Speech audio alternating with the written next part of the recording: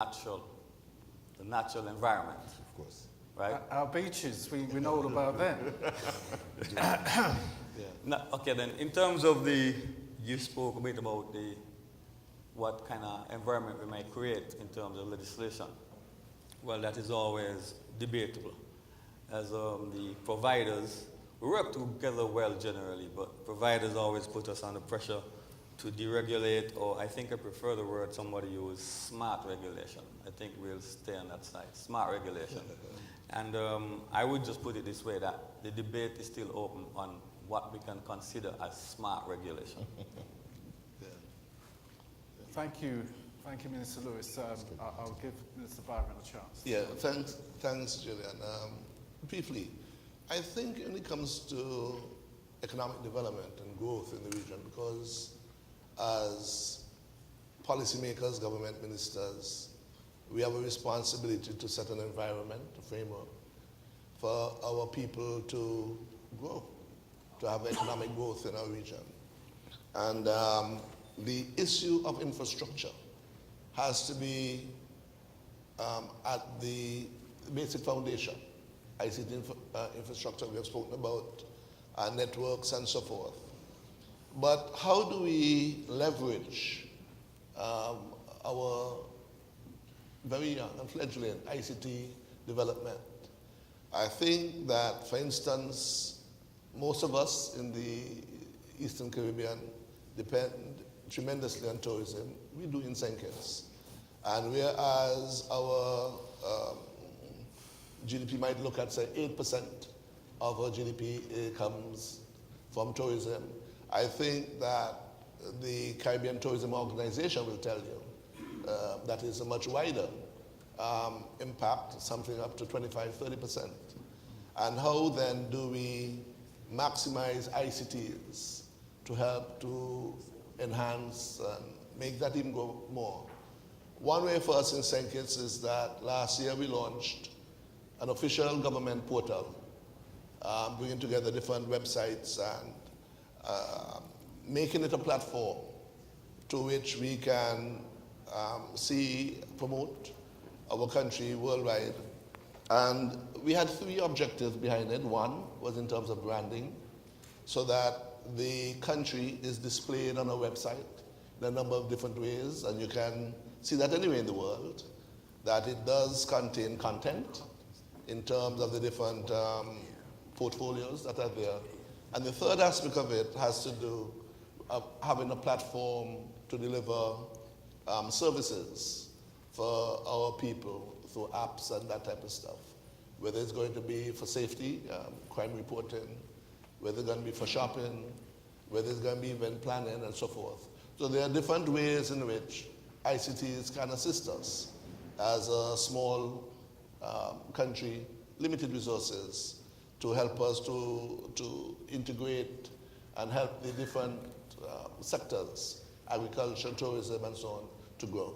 And so we see that. Just one last thing I want to mention about the question of legislative framework. We have had in the sub-region the Telecommunications Act around 2000.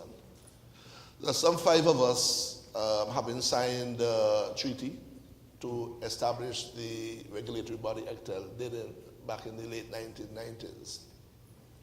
And there is that debate that has been going on now for a number of years as to how do we continue to set that framework, that environment for the telecoms providers, the ISPs, to continue to invest, to have positive returns on their investments, that would not lay off, but at the same time, to give our consumers, our people, the proper basis for continuing to use these services that they can benefit, and they too, by the large penetration, can continue to enhance our economic activity. And so the ECTEL companies have been negotiating and discussing with Digicel, Cable and Wireless and others the actual form that this new electronic communications bill will take. And we are hopeful that whereas there is still some concern by some of the service providers, that we can have a consensus and agree on the proper balance that can help all of us to have a win-win situation as we move forward with the new introduction of the electronic communications bill. It is the basis for which we'll look at the quality issues, regulations, whether it's going to be on the questions of roaming and so forth. I'll come back and talk about roaming again later. Yes, Thank you. I thank you for that. I'm sure Minister Dabrio would like to add some comments. Yeah, Mr. Chair, there are some things, some low-hanging fruits that we could have right now in the Caribbean if we want to really utilize what ICT can, do for us. For instance, travel. Recently, I traveled to a member country, and when we get there on Liat, we have to wait a long time for an agent to come to get a piece of paper before we could disembark the plane, right? Why can't that be done electronically? So that we could, Indeed. Yeah, we in the Caribbean, let us feel the benefits. So when we get there, we go quickly. Again, we could go to the US now without filling out any forms, but we all have a passport that mark Caribbean community, and we go from one country to the other, and we have 2 pages to fill out.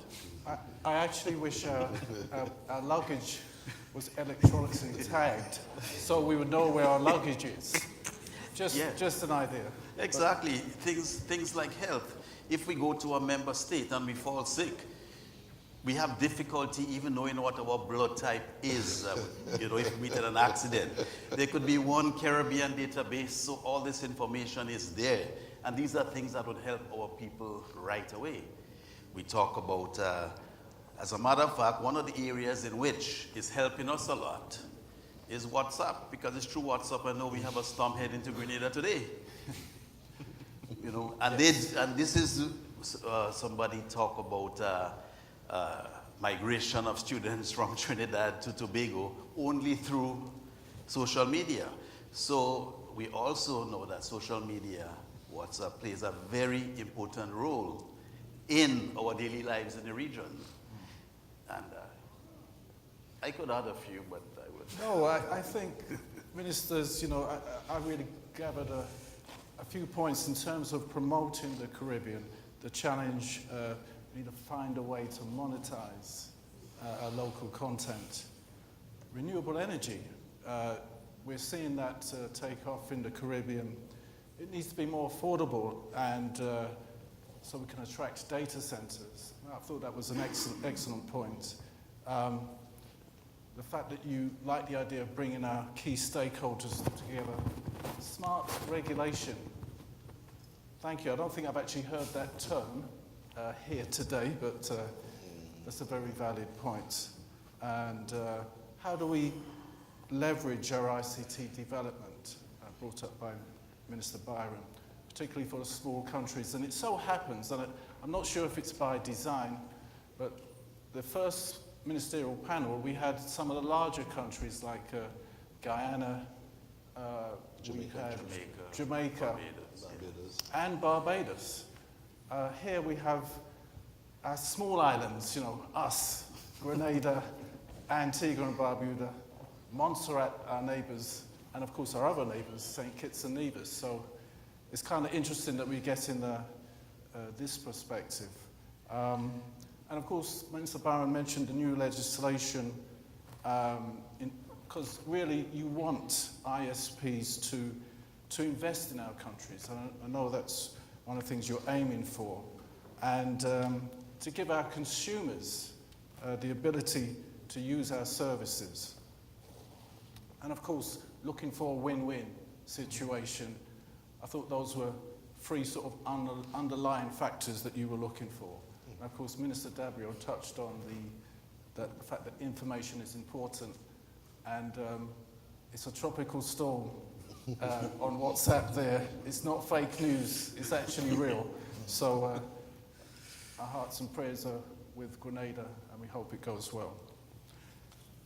So let's change the conversation and talk about data privacy. Regulators in some regions are updating their data privacy frameworks, which now include the use of OTT services and are making OTT more accountable for storing and using users' personal data in an appropriate manner. Do you think that in terms of data protection, OTTs should be made accountable? And I'll just let you think about that one for a while. Well, if I could take a shot, I think that what's more important to us, the data that we want to be secured is not really what we shared on OTT, because we know that once we put it on OTT, it's available. So that's not a concern. Our concern is that our medical records are private. Yes. We want to know that our education data is private, so that somebody can't go and change their resume. Absolutely. And say that yeah.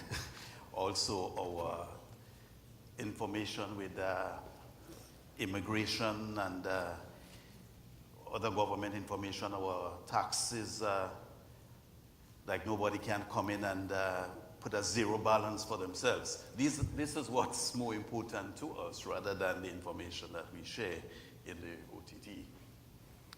Yes, I guess the way that our social media is developing and the way that information can be put onto social media in so many different forms is a challenge.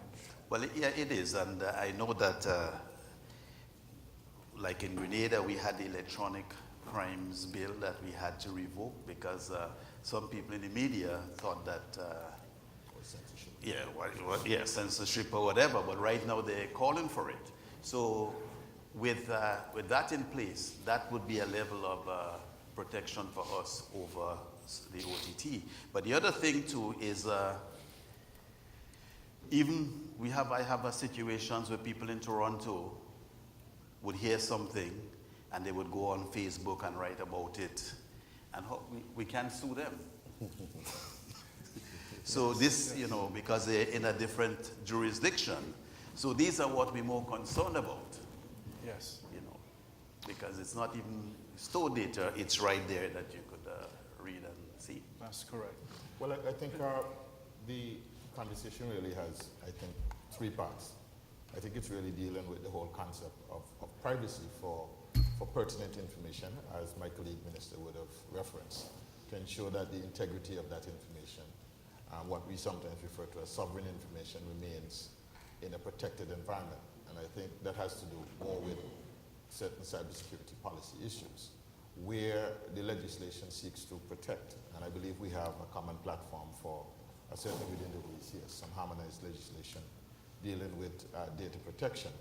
But there's also the whole concept of intercept, lawful intercept. I would say this is probably the more challenging aspect of how we deal with the OTTs. I think in more recent times when WhatsApp started encrypting end-to-end communication, it created that particular challenge in terms of if there is a crime that is being facilitated using WhatsApp, how do law enforcement get at that? And I believe that there was a period in time last year where the CTO had facilitated a conference in St. Lucia that I had attended, which was supported by the U.S. Justice Department and other agencies of law enforcement from other friendly states. I believe the whole concept of cybercrime is something that concerns not just jurisdictions in the Caribbean, but it's a global threat, it's a global issue. I have certainly participated in many international fora that deals with this concept. And I think that the level of collaboration that is taking place within law enforcement will ensure that the OTT operators would have to collaborate with respective law enforcement in that particular jurisdiction that they would be domiciled.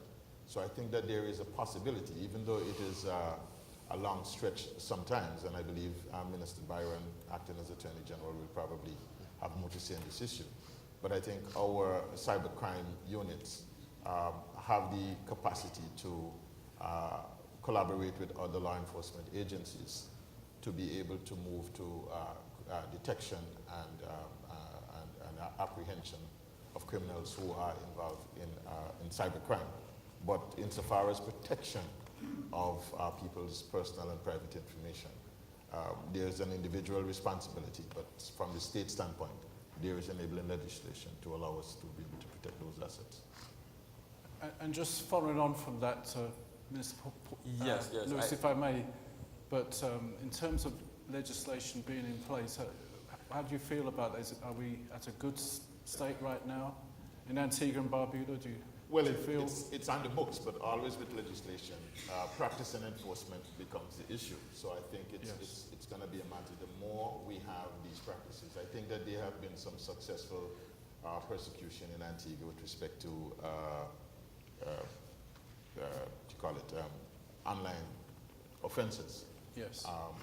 At least there have been certain well-celebrated ones that perhaps would have acted as deterrents to future would-be online criminals. And I think as we go along, the learning curve will improve. But the legislation is there as a safety net. Okay, thank you. Just to move on from where Melford left off, is that we are now in the process of looking at the amendment of our laws to deal with the enforcement of, actually being able to bring criminals to justice for crimes they would have done on the online. Actually, yes, I know we would need to provide training for our personnel who operate in some of our networks in terms of looking at the areas of weakness of the networks and trying to strengthen them. Also, we would want to train people who are into the law enforcement in terms of digital forensic, because you must be able to gather the information in a form that it will be used in the court of law. Yes. But notwithstanding that, I think, yes, while we now have a culture, especially younger persons, to put a lot of important information or use that as a medium to share information. So I do believe, yes, it is our responsibility as users to ensure that we're careful what we share, but in some cases it will be shared anyway.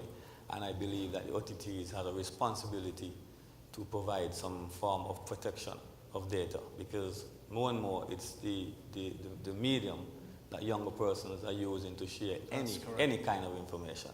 Yes. So I think it's only responsible that OTTs, that they are expected to provide the necessary protection of data. I agree with you. Yeah. Mr. Byron. Data privacy. In today's world, social media, what is privacy? Somebody wakes up and they say, what shoes are going to put on today? And there's that sense that the environment has changed. I see the question, however, though, Julian, as one where if there are questions of defamation being done where people may attack someone else and one wants to bring legal action, how do you look not so much at the OTTs, but the carriers? Okay. And the question is, service providers have been very concerned recently over the fact that governments have not really moved or supported them to regulate OTTs, that there's that sense that they have the freedom to operate, use your channels, and therefore do not pay a fee for that. And what if somebody using one of these OTT channels says something that's defaming? It's like you're going on the radio station and saying something defamatory about somebody else. The radio station gets sued as well as the person who does it. should the service provider have protection against what is beyond their control? Can they stop someone, say, from using WhatsApp in a way to do it? And I think it does raise an issue that some service providers would have as to their protection if somebody breaches somebody's data privacy. It's an interesting point that I'm sure that we'll be hearing more of in our discussions. But for now, we know that the OTTs do have a certain free ride for now. And we'll have to have another look at that.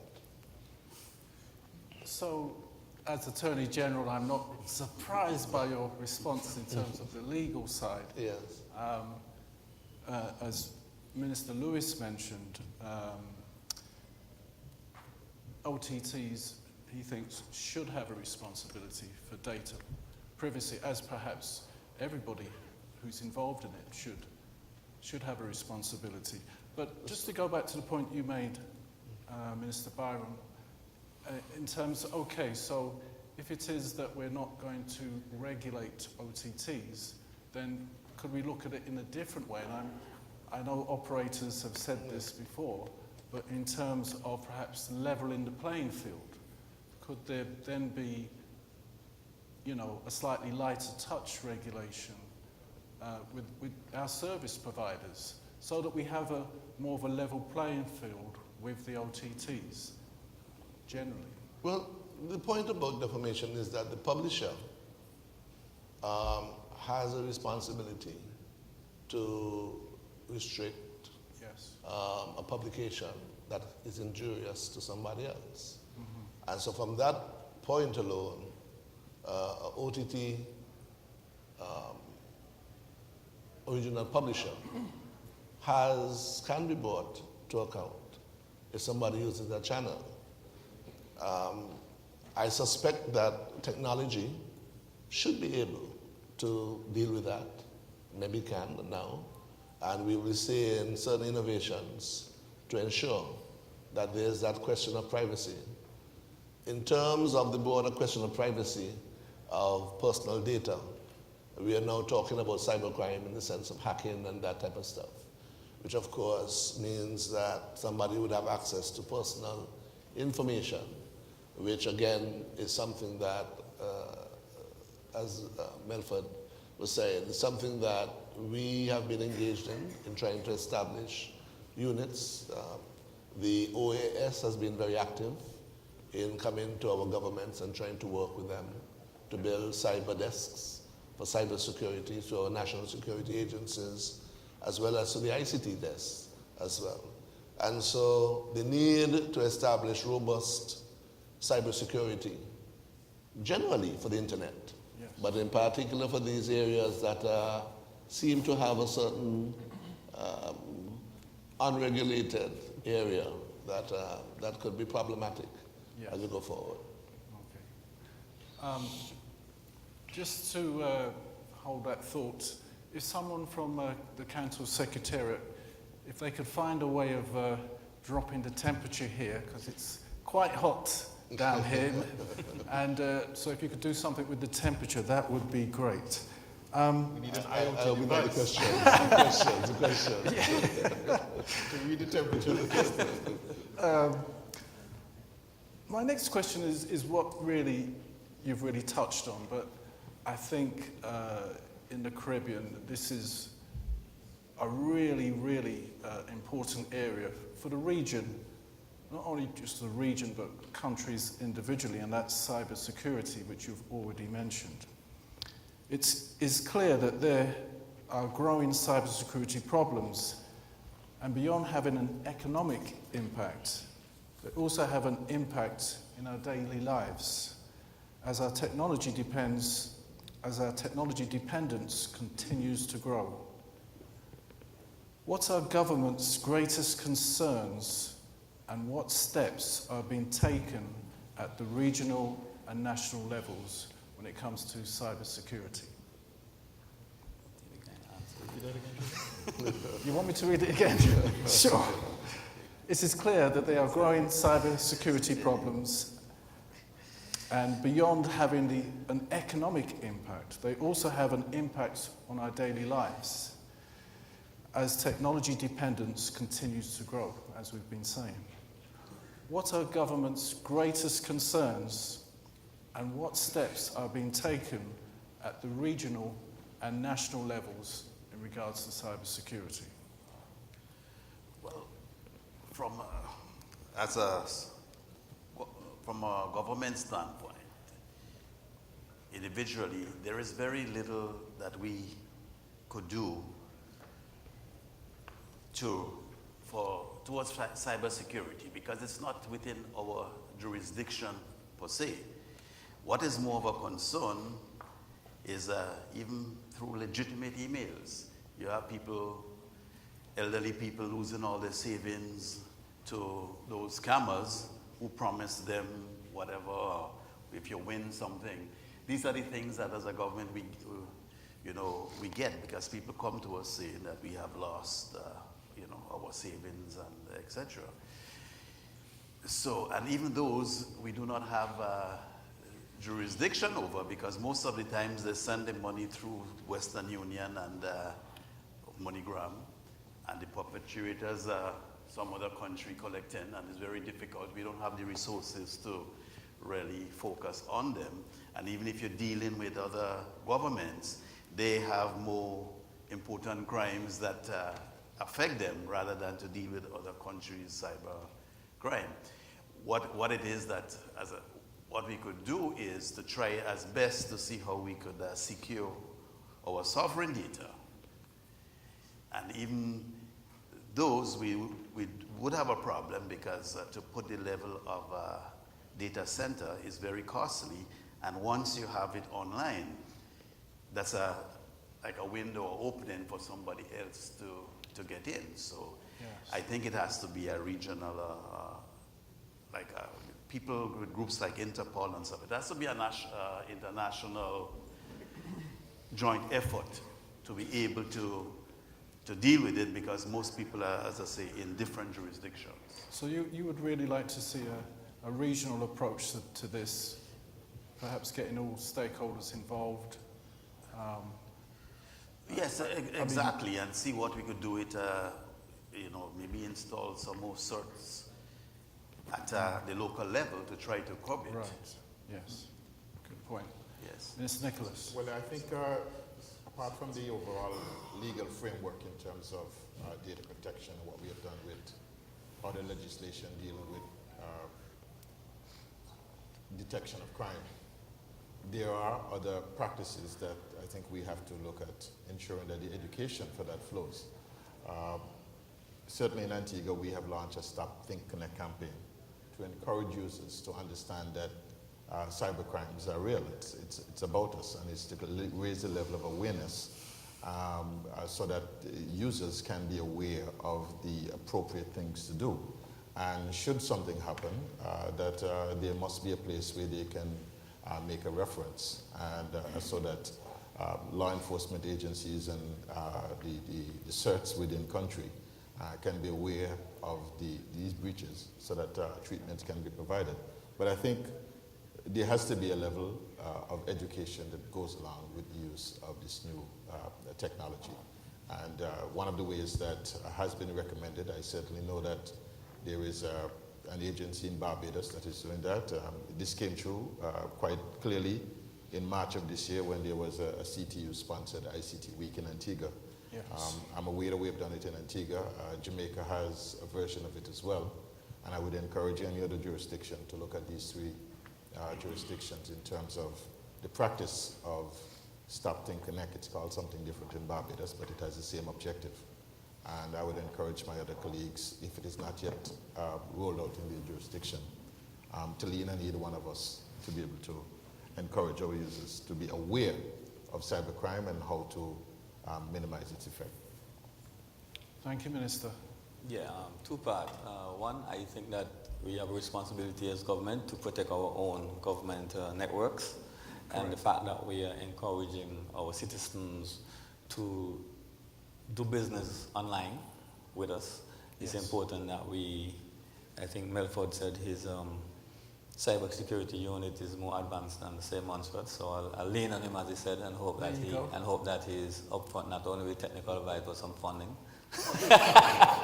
But Well, I think that apparently if you need funding, CANTO has $50 million. okay, I must remember that. we can lend you that. I must remember that. I need to check our budget. Anyway, sorry. I must That's- remember that. The next point. Financing's obviously. Yes, the next important. point is that It's never expensive. I notice that government always gets blamed even when something goes bad in the private sector. Like for example, the banks. Let's not pretend that we don't have banks in the Caribbean that's been hacked and that clients have lost funds. So let's not pretend that that's not happening. And you'll ask, what can government do? I think we really need a collaborative approach because I think my money is in the bank. I think yours is too. So I would hope so. so I'm saying even though there may be private sector, we have an interest too, because that's where everybody's money is, Yes. hopefully. And I think that we need to help in terms of providing the technical advice and also the finance to look at the weaknesses in the systems and to bring about a solution. The problem is that you bring about a solution today and tomorrow you have persons who are more advanced hacking again. Absolutely. So it's a work in progress. Yes. So you ask about concern, that's a concern for me, because whether or not we have be able to pull together the resources and the technical assistance to provide for our persons or agencies in the private sector and of course in government as well.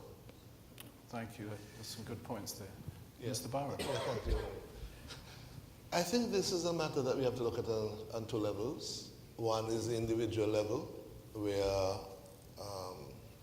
individuals can have their data, their networks breached, sometimes through carelessness, sometimes because we do not have the type of secure networks that need to be provided. And then there's a question at the national level, national security level. I think Mr. Lewis made the point that if tomorrow there was a crash, you woke up and you could not get on the internet, you can't get connected. We are getting that point where people in our region will start to panic. It's like not having electricity or water. Correct. We have become to depend tremendously now on ICTs. We have reached that point. And so that becomes a question of national security for so many different reasons, apart from the very troubling case if they're going to be hacking our financial institutions. We do have a regional response at the moment. The JCC, based in Barbados, that's a joint Caribbean Communication Center. Yes. That's a network of different countries that have that as the headquarters that does some monitoring. They don't actually do the work, but they coordinate some of these issues.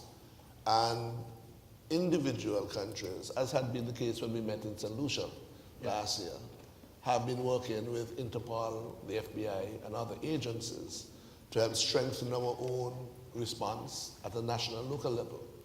A lot more has to be done. I think that one of the reasons why some would want to promote cloud technology is that data centers that, not necessarily at home, have people on the call who have a trade in that. And some of our initially better responses for now, before we can build the capacity to protect our own data, is maybe to consider more use of cloud technology, where there are 24/7 top technicians who can protect our thing. And there are some things that you keep at home, but they're not necessarily more safe because they're at home. But so there are things that we have to do. I think someone has mentioned the point about public awareness. Make sure that our civil servants, our private sector, turn off their computers. They don't leave them on so people can get access to them, walk out a room and so forth. Yes. And so there needs to be a number of things that we need to do to be able to protect our data, to make sure that our systems are reliable and do not cause panic if someone was to start to get at that type of thing. But it is something that we have to work very hard at to improve our networks to make them secure if we are going to have to rely on ICTs for economic development and for safety. Yeah, I actually feel that as a region, personally, I think we need to do more. I don't know if there's any other points you have on cybersecurity. Minister Nicholas, I know you've always got many ideas in terms of regional development. But I think we've covered the gamut really of the issues in terms of cybersecurity. Thank you. So we have just about 15 minutes, so I'll change the topic and focus on a key area, and that's spectrum. Obtaining suitable spectrum allocations is very important for the continued rollout of mobile broadband in the Caribbean. By the way, I was very impressed with the 80% mobile broadband penetration in St. Kitts and Nevis. It's very good. It's probably quite high in Montserrat as well, but Minister Lewis isn't saying. CANTO worked with the Caribbean governments to ensure that ample representation at the World Radio Communication Conference in 2015, otherwise known as the WRC 15. So what can be done to ensure that Caribbean gets proper support and representation at the World Radio Communication Conference in 2019? And I can say that from when I attended CITEL, one of the CITEL meetings in 2015, we only had 5 countries from the Caribbean represented. And I was told that if all of our Caribbean countries actually came there with their votes, we would have 40% of the total CITEL vote. So what can we do to get to that so that we're properly represented at the World Radio Conference? Ideas? Yeah, but when you're dealing with frequencies, you're basically handicapped with a number of things. It's because on most radio devices, the manufacturer, like we don't have any manufacturer in base here, so we have to basically go with what the bigger countries have in terms of radios. Otherwise, if we want to go with any custom frequencies, the cost would be outrageous. And we know that even some of the providers, they would try to use the equipment that larger companies, like in the US, even the cellular frequencies use, because our phones come from there to begin with, and other equipment. And the popular frequencies, the prices would be a lot less because you have more buyers. So as a region, as I say, I might be wrong, but I don't see how, like we could vote for frequencies, but I don't see how it benefits us individually, because most of these decisions are made beyond our control. The avionics band and everything is there.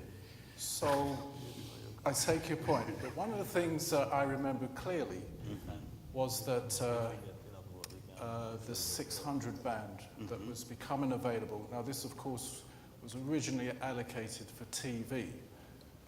And I recall that the US were keen to get this band used, or to have it available. Now, the thing is, in terms of the operators, our suppliers are, majority of our suppliers is US based, so that's our sphere of influence. So we were able to take 4 or 5 votes to assist with the US when we can do much better than that if we got together as a bloc. That's my concern. Well, Julian, as we had said in the preparatory meeting, when this matter was raised from the CICC collaboration at CANTO with the governments of the Caribbean, I'd indicated to you that this was one of those areas where I believe the real hidden economic benefit was hidden in the jargon. Because when we speak of WRC 19 and we speak of this redeployment of the spectrum, not a lot of persons in the laity understand exactly what we're saying. True. And so the whole idea that this redeployment of this spectrum band represents an economic value. It's part of our land and how we utilize that. I think that the campaign has now got to start. The operators who are here have an interest in it. We have platforms for collaboration with the public sector in terms of the panel of ministers who are here and others. And I said, let's keep the conversation going. We know we have an opportunity and a timeline by which to get there. We have to make a determination and this is something very familiar to politicians. We know that there is a vote coming up. We know what we have to do to get there. So let us plan the campaign appropriately so that when 2019 comes, the Caribbean is best served. Because I think if there's an economic interest involved for all of us, then we must do what we have to do to ensure that we get the prize. And I agree with you there. So it's a campaign, it's a political it's a campaign. So let us utilize what we know very well. I just wondered, though, if I can go a little deeper, what's the issue? Why are we not sending representatives? Is it finance? Is it resource? Is it that we don't think perhaps spectrum is up there? I mean, why haven't we been doing it? I'm glad for your support, and we're going to send a delegation from Antigua. Part of it is finance, because at the end of the day, you have to be able to obtain a vote. And let's be clear, and I will say this, and I know my Prime Minister was here earlier, we do not have a strong record of supporting our institutions in the Caribbean. And we have the CTU, which I know has been in a hand-to-mouth experience for a very long time. And several of our jurisdictions, including my own, were found to be not fully subscribed. I've set out over the last 3 years to rectify that problem. The same condition exists at the ITU. And without being updated on the subscription to the ITU, we don't have a vote. So we have a position where we could have a vote. And this was the case in 2015. Many of us, and I was aware that there was lobbying and there were certain proxy votes that were granted for that to be able to be done for persons who could not afford the cost of going to WRC 15. But I dare say there is an interest at stake. It is economic. We have to define it clearly in those terms. And we have to put together a campaign to ensure that when the right time comes, we are well represented and we take the prize. Absolutely. In our own interest. Hear, hear. Yes, not much more to add actually, because the campaign is important. What I'll say is that perhaps there's a need to ensure that every island actually understands. Because sometimes you have change in ministers, sometimes you have change in ministers, change in other personnel. Yes. So perhaps what is necessary is to ensure that all islands are updated, explained properly so they understand the importance of being there. And as Melford said, if you're not able to make it in terms of proxy votes, because I think it was welcomed and we all were supportive of it last time around, but I'm surprised that only 5 turned up. I guess the campaign wasn't strong enough. I mean, probably need to put some more money behind the campaign. Yes, I'm definitely going to check CANTO's bank account when we finish here. Yes, but there's a mutual response. Yeah, we all need to get together, get on board, and I'm sure we can find the finance from somewhere. Yeah, because where like the 600 meg spectrum, that is not important to the government. This is important to the provider. So if the provider want to use the politician vote at the council meeting, they would have to pay the expense to get the politician there to vote for whatever spectrum that they they would like. I have a different view, to be honest. So do I actually. It's But a shared responsibility because at the end of the day, Yes, yes. the spectrum is not going to be made available to the operators gratis. So there is an economic value associated with the spectrum. And if it is lying furlough at the moment, if it is not being utilized, and it is just allocated and we are trying to refarm the spectrum, clearly, if we happen to make it a more commercially viable use of that spectrum, and we know that we're going to use it in the new world of information communication technology, then I think we have to find a will on both sides. And I think that we must both contribute towards the outcome. But I don't think it's really a responsibility entirely to be left up to the operators. I think governments have to play the role. yeah, and I would just add that if you saw the GSM Spectrum workshop yesterday, and if memory serves, I think when you looked at 5G, you had a number of frequencies that have been looked at and being trialed at the moment. I think 600 may well have been there. But I think, you know, if you want 5G in Grenada, you may well be interested as a government in those frequencies. We can, I've got the magical 10 there, thank you for that. Minister Byram, did we hear from you on this? Yeah, I think that there is a lack of awareness of the importance of spectrum. Yes, I agree. Definitely the public is not really aware of anything of this. It seems to be technical. Apart from once ago, people would normally hear where we were, say, in the Leewards. You'd get interference from Spanish radio stations. Yes, yes. And so people never quite understood what spectrum, what frequencies were and spectrum was. True. I think it becomes even more important today as we have our service providers in particular have roll-out cell sites around our region, our islands. Yes. That they need to be protected in terms of licenses. There is some concern, though, that some providers do gobble them up. And so it's not always going to be a case where new players coming into the market can have access, because competitively, I look to the future.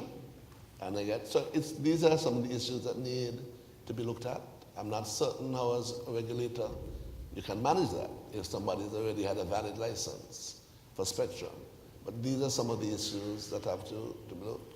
But I do believe we need to be able to collaborate to acquire new bands so that we can be able to keep our markets open, to attract new players into the marketplace, because competition is critical to keep us moving forward and growing as small island states who consider ourselves very progressive, and for us to get the best out of the whole concept of ICTs. Again, just let me say one Please. final point in respect, Yes. Julian. The CTU has led in this area where they have provided some leadership, and I think Antigua has participated and benefited from the relook that we're doing with respect to spectrum across the range of services, and we're developing certain new spectrum plans. The underlying principle as far as my government is concerned is that no operator should have more spectrum than is required for its operation. So the whole notion of hogging spectrum to give competitive advantage is out the door. But I believe in terms of the harmonization of our spectrum plans, in terms of what we do with respect to neighboring countries and where there is interference. We've had certain issues with our neighbors in Guadeloupe and in St. Martin with respect to frequency harmonization, and we're grooming spectrum plans internally. Is all a part of that conversation. But I think there is clearly a requirement here for the industry to engage with government and the regulators to be able to make a determination as to the future economic value of that 600 spectrum, and where the technology and the development of services along that path it's in our interest to make a grab and a stab at WRC 19.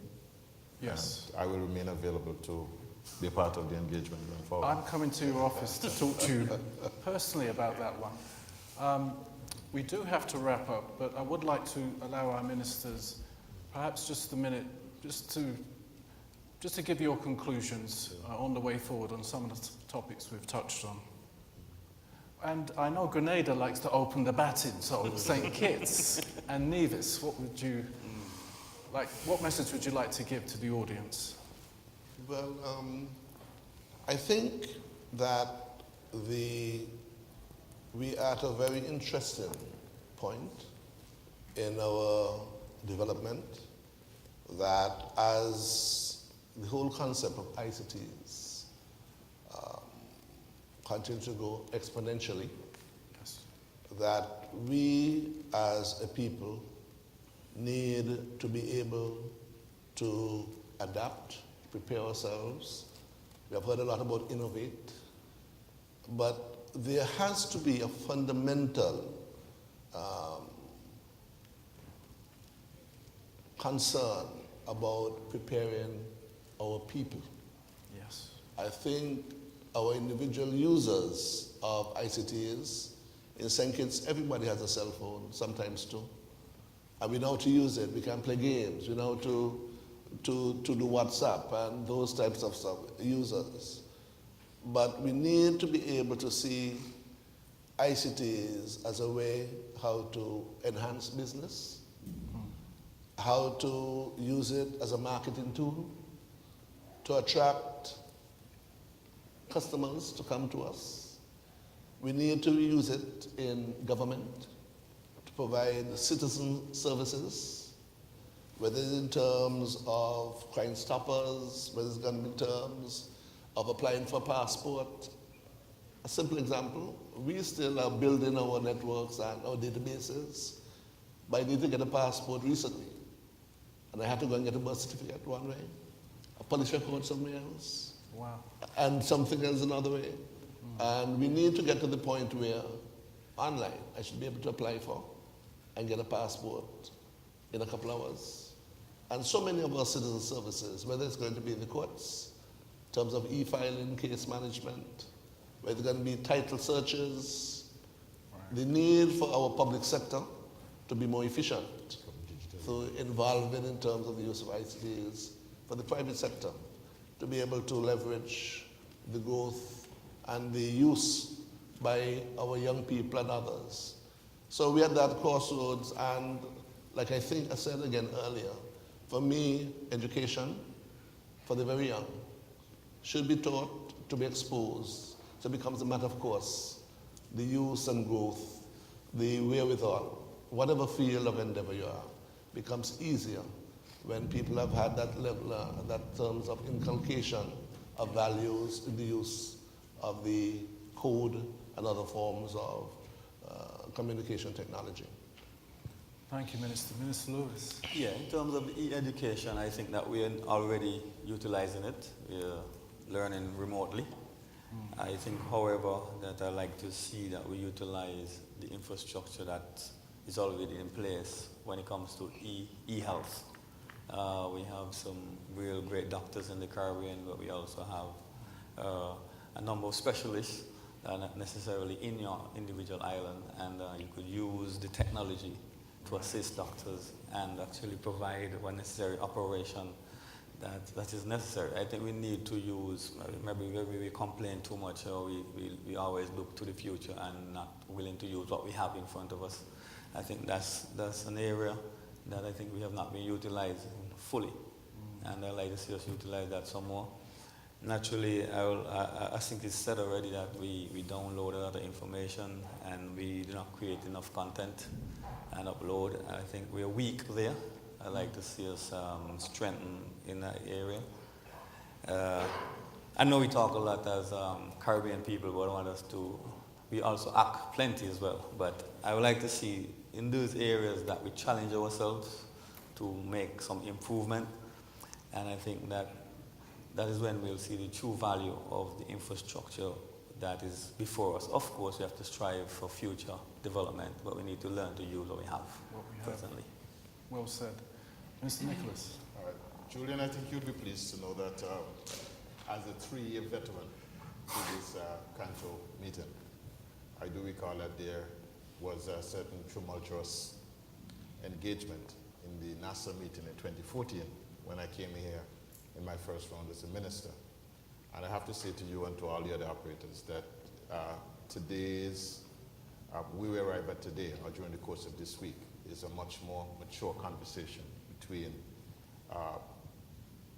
the policymakers in government, the regulators, if I may go as far as saying that, and certainly the operators, in that we're having more richer conversations about collaboration and looking at us playing our respective roles and recognizing each other's contribution. And I think my Prime Minister's presentation on Sunday night did hint at that. Having said that, though, the opportunity that is before us, I believe, is one where we have recognized that the whole experience is going to be content-driven. And I reiterate and exhort the operators to, in your thinking of looking at your business models, to get a little closer with the Caribbean people, become a little bit more intimate. Let us get Paul Keynes Douglas, let us get Louise Bennett, let us get all of those persons who from the Caribbean have distinguished themselves. Let us use our cultural and our intellectual assets. Let us put information systems and information platforms that we can utilize them as part of our shared experience. Let our students know about their history. There is money to be made in that field as well. So even as you look at evolving your own business models, I would say get involved in the production. Let us have our own rotating and revolving talent in the Caribbean. Let us create that media stage. And you'll be a part of it and help to create the type of production values that I know our Caribbean people would subscribe to.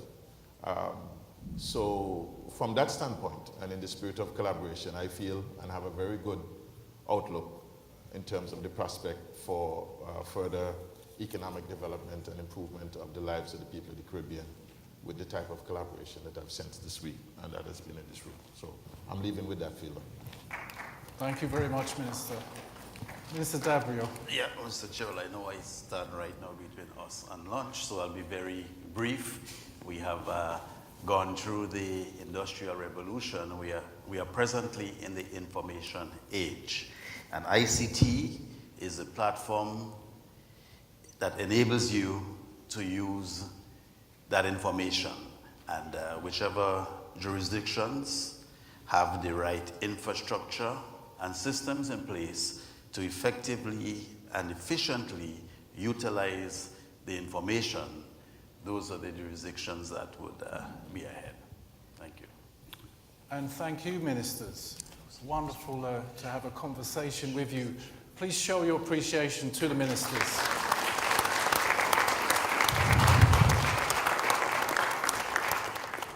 Excellent. I enjoyed that conversation. And audience, let me just say that now it's time for some lunch, and we resume at 2:30. Thank you very much. So sorry.